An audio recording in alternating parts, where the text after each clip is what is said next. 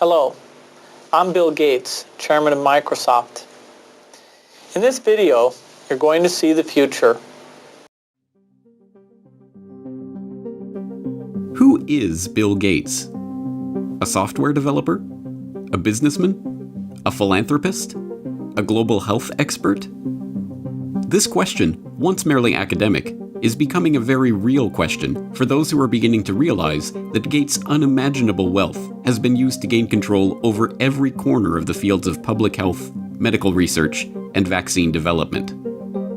And now that we are presented with the very problem that Gates has been talking about for years, we will soon find that this software developer with no medical training is going to leverage that wealth into control over the fates of billions of people. Because until we get almost everybody vaccinated globally, we still won't be fully back to normal.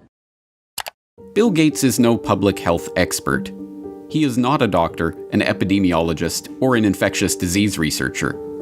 Yet somehow, he has become a central figure in the lives of billions of people, presuming to dictate the medical actions that will be required for the world to go back to normal. The transformation of Bill Gates from computer kingpin to global health czar is as remarkable as it is instructive, and it tells us a great deal about where we are heading as the world plunges into a crisis, the likes of which we have not seen before. This is the story of how Bill Gates monopolized global health. You're tuned into the Corbett Report. Until his reinvention as a philanthropist in the past decade, this is what many people thought of when they thought of Bill Gates. In the case of the United States versus Microsoft, the US Justice Department contended that the software giant had breached antitrust laws by competing unfairly against Netscape Communications in the internet browser market, effectively creating a monopoly. Bill's first concern was that the prosecution could potentially block the release of his company's latest operating system, Windows 98. Okay, you asking me about when I wrote this email, or what are you asking me about? I'm asking you about January of 1996. That month. Yes, sir. And what about it? What non-Microsoft browsers were you concerned about in January of 1996? I don't know what you mean concerned. What is it about the word concerned that you don't understand?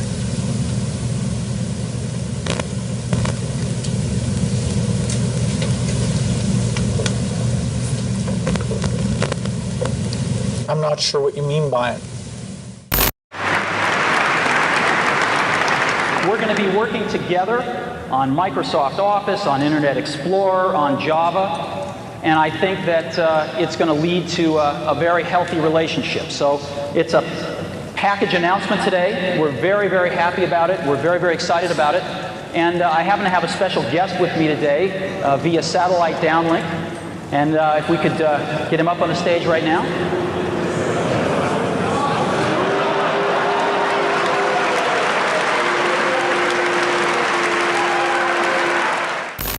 Police and security guards in Belgium were caught flat-footed today by a cowardly sneak attack on one of the world's wealthiest men. The target was Microsoft chairman Bill Gates, arriving for a meeting with community leaders.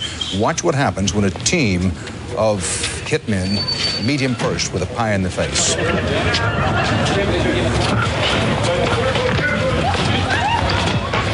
Gates was momentarily and understandably shaken, but he was not injured. The hit squad piled on with two more pies before one of them was wrestled to the ground and arrested. The others, for at least the moment, got away. Gates went inside, wiped his face clean, and made no comment. He then went ahead with his scheduled meeting. No word on the motive for this attack.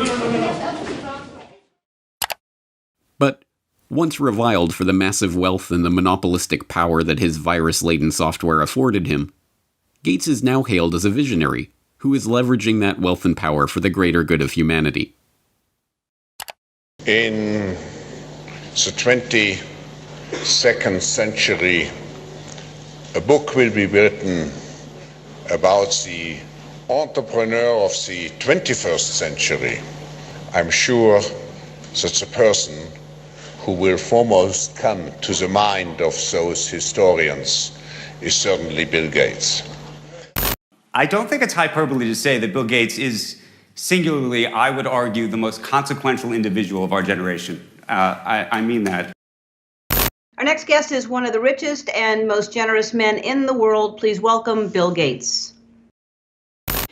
At a time when everyone is looking to understand the scope of the pandemic and how to minimize the threat, one of the best informed voices is that of businessman and philanthropist Bill Gates. The process by which this reinvention of Gates's public image took place is not mysterious. It's the same process by which every billionaire has revived their public image since John D. Rockefeller hired Ivy Ledbetter Lee to transform him from the head of the Standard Oil Hydra into the kind old man handing out dimes to strangers. Don't you give a dime, Mr. Rockefeller? Go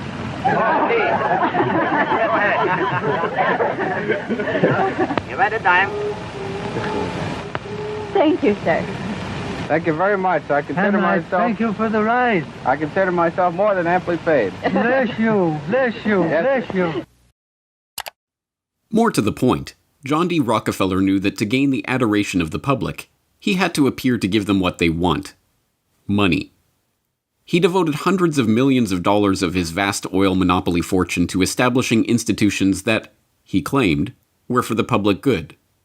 The General Education Board, the Rockefeller Institute of Medical Research, the Rockefeller Foundation. Similarly, Bill Gates has spent much of the past 2 decades transforming himself from software magnate into a benefactor of humanity through his own Bill and Melinda Gates Foundation. In fact, Gates has surpassed Rockefeller's legacy with the Bill and Melinda Gates Foundation, long having eclipsed the Rockefeller Foundation as the largest private foundation in the world, with $46.8 billion of assets on its books that it wields in its stated program areas of global health and development, global growth, and global policy advocacy. And, like Rockefeller, Gates's transformation has been helped along by a well-funded public relations campaign. Gone are the theatrical tricks of the PR pioneers. The ubiquitous ice cream cones of Gates' mentor Warren Buffett are the last remaining holdout of the old Rockefeller handing out dimes gimmick. No, Gates has guided his public image into that of a modern-day saint through an even simpler tactic: buying good publicity. The Bill and Melinda Gates Foundation spends tens of millions of dollars per year on media partnerships, sponsoring coverage of its program areas across the board. Gates funds The Guardian's global development website. Gates funds NPR's global health coverage. Gates funds the Our World in Data website that is tracking the latest statistics and research on the coronavirus pandemic. Gates funds BBC coverage of global health and development issues, both through its BBC Media Action Organization and the BBC itself. Gates funds World Health coverage on ABC News. When the NewsHour with Jim Lehrer was given a $3.5 million Gates Foundation grant to set up a special unit to report on global health issues, NewsHour communications chief Rob Flynn was asked about the potential conflict of interest that such a unit would have in reporting on issues that the Gates Foundation is itself involved in. In some regards, I guess you might say that there are not a heck of a lot of things you could touch in global health these days that would not have some kind of Gates tentacle, Flynn responded. Indeed, it would be almost impossible to find any area of global health that has been left untouched by the tentacles of the Bill and Melinda Gates Foundation. It was Gates who sponsored the meeting that led to the creation of Gavi, the Vaccine Alliance, a global public-private partnership bringing together state sponsors and big pharmaceutical companies whose specific goals include the creation of healthy markets for vaccines and other immunization products. As a founding partner of the alliance, the Gates Foundation provided $750 million in seed funding and has gone on to make over $4.1 billion in commitments to the group. Gates provided the seed money that created the Global Fund to Fight AIDS, Tuberculosis, and Malaria, a public-private partnership that acts as a finance vehicle for governmental AIDS, TB, and malaria programs. When a public-private partnership of governments, world health bodies, and 13 leading pharmaceutical companies came together in 2012 to accelerate progress toward eliminating or controlling 10 neglected tropical diseases, there was the Gates Foundation, with $363 million of support. When the Global Financing Facility for Women, Children, and Adolescents was launched in 2015 to leverage billions of dollars in public and private financing for global health and development programs, There was the Bill and Melinda Gates Foundation as a founding partner with a $275 million contribution. When the Coalition for Epidemic Preparedness Innovations was launched at the World Economic Forum in Davos in 2017 to develop vaccines against emerging infectious diseases, there was the Gates Foundation with an initial injection of $100 million. The examples go on and on. The Bill and Melinda Gates Foundation's fingerprints can be seen on every major global health initiative of the past 2 decades. And beyond the flashy multi-billion-dollar global partnerships, the foundation is behind hundreds of smaller country and region-specific grants, $10 million to combat a locust infestation in East Africa, or $300 million to support agricultural research in Africa and Asia, that add up to billions of dollars in commitments. It comes as no surprise, then, that far beyond the $250 million that the Gates Foundation has pledged to the fight against coronavirus, every aspect of the current coronavirus pandemic involves organizations, groups, and individuals with direct ties to Gates funding. From the start, the World Health Organization has directed the global response to the current pandemic. From its initial monitoring of the outbreak in Wuhan and its declaration in January that there was no evidence of human-to-human transmission, to its live media briefings and its technical guidance on country-level planning and other matters, the WHO has been the body setting the guidelines and recommendations shaping the global response to this outbreak. But even the World Health Organization itself is largely reliant on funds from the Bill and Melinda Gates Foundation. The WHO's most recent donor report shows that the Bill and Melinda Gates Foundation is the organization's second largest donor behind the United States government. The Gates Foundation single-handedly contributes more to the World Health Body than Australia, Canada, France, Germany, Russia, and the UK combined.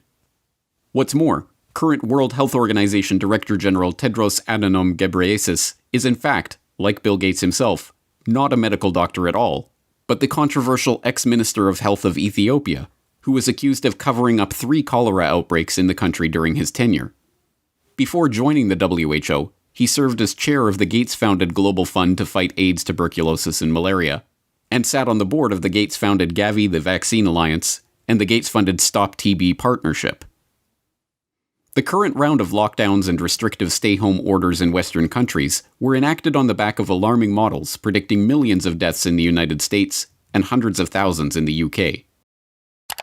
Imperial College in London released a COVID-19 report, and that's where most of our U.S. leaders are getting the information they're basing their decision-making on. The report runs us through a few different ways this could turn out depending on what our responses are. If we don't do anything to control this virus, over 80% of people in the U.S. would be infected over the course of the epidemic, with 2.2 million deaths from COVID-19. That 2.2 million deaths also doesn't account for the potential negative effects of health systems being overwhelmed. From this evening, I must give the British people a very simple instruction. You must stay at home. Enough is enough. Go home and stay home. A statewide order for people to stay at home. The work of 2 research groups was crucial in shaping the decisions of the UK and US governments to implement wide-ranging lockdowns, and, in turn, governments around the world. The first group, the Imperial College COVID-19 Research Team, issued a report on March 16th that predicted up to 500,000 deaths in the UK and 2.2 million deaths in the US unless strict government measures were put in place. The second group, the Institute for Health Metrics and Evaluation in Bill Gates' home state of Washington, helped provide data that corroborated the White House's initial estimates of the virus effects, estimates that have been repeatedly downgraded as the situation has progressed. Unsurprisingly, the Gates Foundation has injected substantial sums of money into both groups. This year alone, the Gates Foundation has already given $79 million to Imperial College, and in 2017, the foundation announced a $279 million investment into the IHME to expand its work collecting health data and creating models. Anthony Fauci, meanwhile, has become the face of the US government's coronavirus response, echoing Bill Gates' assertion that the country will not get back to normal until a good vaccine can be found to ensure the public's safety. If you want to get to pre-corona virus, that might not ever happen in the sense of the fact that the threat is there, but I believe with the therapies that will be coming online and with the fact that I feel confident that over a period of time we will get a good vaccine, that we will never have to get back to where we are right back now. Beyond just their frequent collaborations and cooperation in the past, Fauci has direct ties to Gates' projects and funding. In 2010, he was appointed to the Leadership Council of the Gates-founded Decade of Vaccines project to implement a global vaccine action plan, a project to which Gates committed $10 billion of funding. And in October of last year, just as the current pandemic was beginning, the Gates Foundation announced a $100 million contribution to the National Institute of Health to help, among other programs, Fauci's National Institute of Allergy and Infectious Diseases research into HIV. Also in October of last year, the Bill and Melinda Gates Foundation partnered with the World Economic Forum and the Johns Hopkins Center for Health Security to stage Event 201, a tabletop exercise gauging the economic and societal impact of a globally spreading coronavirus pandemic. It began in healthy-looking pigs, months, perhaps years ago. A new coronavirus. The mission of the Pandemic Emergency Board is to provide recommendations to deal with the major global challenges arising in response to an unfolding pandemic.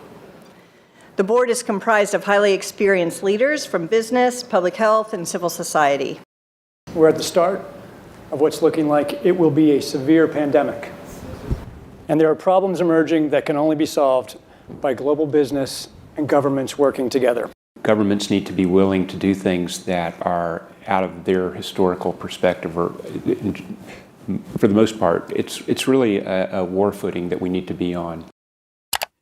Given the incredible reach that the tentacles of the Bill and Melinda Gates Foundation have into every corner of the global health markets, it should not be surprising that the foundation has been intimately involved with every stage of the current pandemic crisis either. In effect, Gates has merely used the wealth from his domination of the software market to leverage himself into a similar position in the world of global health. The whole process has been cloaked in the mantle of selfless philanthropy, but the foundation is not structured as a charitable endeavor. Instead, it maintains a dual structure. The Bill and Melinda Gates Foundation distributes money to grantees, but a separate entity, the Bill and Melinda Gates Foundation Trust, manages the endowment assets. These two entities often have overlapping interests, and, as has been noted many times in the past, grants given by the foundation often directly benefit the value of the trust's assets. One of my favorite parts about my job at the Gates Foundation is that I get to travel to the developing world, and I do that quite regularly. My first trip in India, I was in a person's home where they had dirt floors, no running water, no electricity, and that's really what I see all over the world. So in short, I'm startled by all the things that they don't have. But I am surprised by one thing that they do have: Coca-Cola. Coke is everywhere. In fact, when I travel in the developing world, Coke feels ubiquitous. And so when I come back from these trips and I'm thinking about development and I'm flying home and I'm thinking, well, we're trying to deliver condoms to people or vaccinations, Coke's success kind of stops and makes you wonder, how is it that they can get Coke to these far-flung places? And if they can do that, why can't governments and NGOs do the same thing? And the charity of Microsoft founder Bill Gates and his wife Melinda is under criticism following the disclosure. It substantially increased its holdings in the agribusiness giant Monsanto to over $23 million. Critics say the investment in Monsanto contradicts the Bill and Melinda Gates Foundation's stated commitment to helping farmers and sustainable development in Africa. The study from the pressure group Global Justice Now paints a picture of the Gates Foundation partly as an expression of corporate America's desire to profit from Africa, and partly a damning critique of its effects. You could have a case where the initial research is done by a Gates-funded institution, the media reporting on how well that research is conducted is done, the media outlet is a Gates-funded outlet and maybe a Gates-funded journalist from a media program, and then the program is implemented more widely by a Gates-funded NGO. I mean, there are some very insular circles here. Among the many criticisms, the idea that private finance can solve the problems of the developing world. Should poor farmers be trapped into debt by having to use chemicals or fertilizers underwritten by offshoots of the foundation? This is no mere theoretical conflict of interest. Gates is held up as a hero for donating $35.8 billion worth of his Microsoft stock to the foundation. But during the course of his decade of vaccines, Gates' net worth has actually doubled, from $54 billion to $103.1 billion. The Rockefeller story provides an instructive template for this vision of tycoon turned philanthropist. When Rockefeller faced a public backlash, he helped spearhead the creation of a system of private foundations that connected in with his business interests. Leveraging his unprecedented oil monopoly fortune into unprecedented control over wide swaths of public life, Rockefeller was able to kill two birds with one stone, molding society in his family's own interests, even as he became a beloved figure in the public imagination. Similarly, Bill Gates has leveraged his software empire into a global health, development, and education empire, steering the course of investment and research and ensuring healthy markets for vaccines and other immunization products. And, like Rockefeller, Gates has been transformed from the feared and reviled head of a formidable hydra into a kindly old man, generously giving his wealth back to the public. But not everyone has been taken in by this PR trick. Even The Lancet observed this worrying transformation from software monopolist to health monopolist back in 2009, when the extent of this Gates-led monopoly was becoming apparent to all. The first guiding principle of the Bill and Melinda Gates Foundation is that it is driven by the interests and passions of the Gates family. An annual letter from Bill Gates summarizes those passions, referring to newspaper articles, books, and chance events that have shaped the foundation's strategy. For such a large and influential investor in global health, is such a whimsical governance principle good enough? This brings us back to the question: who is Bill Gates? What are his driving interests? What motivates his decisions? These are not academic questions.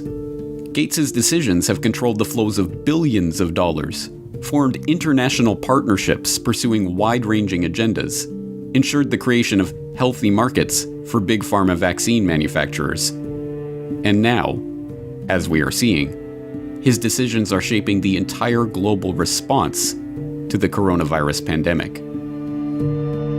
Next week, we will further explore Gates's vaccination initiatives, the business interests behind them, and the larger agenda that is beginning to take shape as we enter the new normal of the COVID-19 crisis.